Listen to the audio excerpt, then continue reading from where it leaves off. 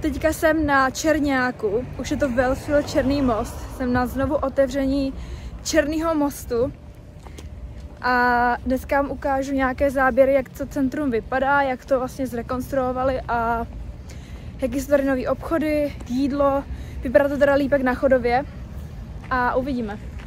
Dostali jsme takovouhle knížečku slev a nějaký poukázky, tak uvidíme. Jsou tady i nějaké soutěže, takže jdeme s mým kámošem to zkusit, třeba něco vyhrajeme. Tak uvidíme. Zatím. Já jsem dostal takovouhle voňavčičku, nevoní špatně, ale je to zadarmo, takže.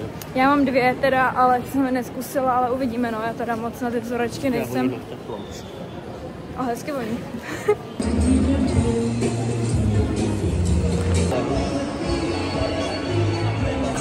Tady můžeme něco vyhrát. Já jsem vyhrála tady hru Duo. Tak tady čekáme buď na popcorn, anebo na čokoládu. Já si dám popcorn, teda já nemám chuť na čokoládu. Máme čokoládku a on má popcorn. Měl teda. Vidíme. Teď vám ukážu interiér, jak to tady nově udělali. Tak koukejte do konce.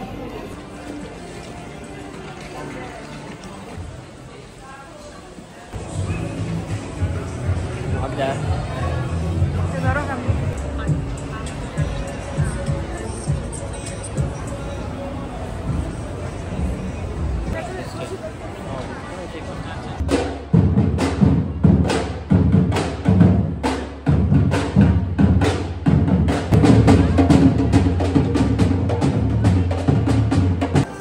Vyhrála jsem maču zdarma. Jdeme zkusit, jak chutná.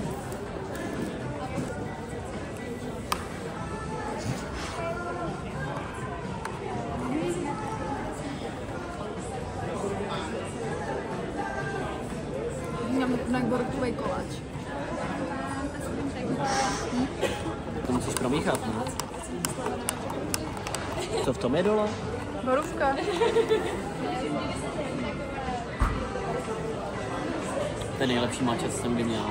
Že jo? Sladká. Hodně sladká.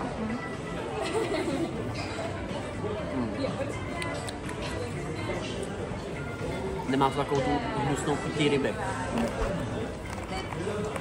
Ale ono musíš to zamíchat jako pořádně. Tady za náma už se připravuje koncert. Koupili jsme si, z ničeho nic, jsme si koupili lístky na Zaru Larsson. Jen tak prostě z minuty na minutu. Tak no, jdeme na její koncert. Ona mi tady přemlouvala, jo, takže vůbec jo, tak já jsem na ní chtěla jít, ale tak prostě nebylo to v plánu, jo, takže to bylo jakoby z minuty na minutu, takže tak jdeme na koncert. Na koncertě.